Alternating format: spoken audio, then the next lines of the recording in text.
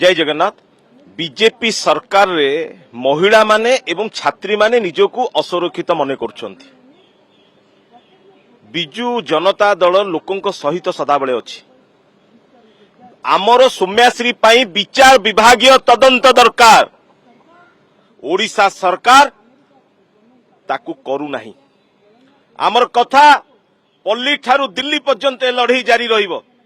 आज शांतिपूर्ण भावे पार्लियामेंट रे आज महात्मा गांधी प्रतिमूर्ति तले शांतिपूर्ण भावे आमे आमर डेमोन्स्ट्रेशन करूछु। नारी माने निजको सुरक्षित मने करूना।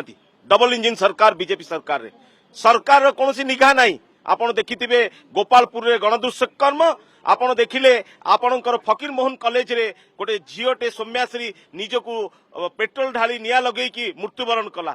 एवं ता परे परे बळंगा ठारे मध्य सेम गोटे कॉलेज रो जे छात्री से छात्रीटी पुणी निज देहरे किरोसिन पकेकी निजे निया जळैला। एवं सी कहूची जे 3 जन दुर्बृत्त मते उठेई नेले एवं मो देहरे निया लगिछंती। ए कथा कहिबार कारण हैला जदि गोटे झीओटे बयान दउची पुलिस रो निष्क्रियता।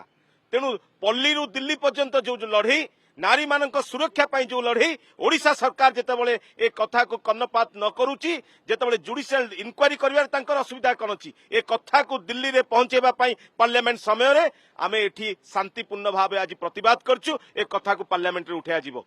नारी मानक सहित ए सुरक्षा कथा जो जड़ित रही नारी मानक सुरक्षा पाई नवीन बाबू सदाबले अछंती।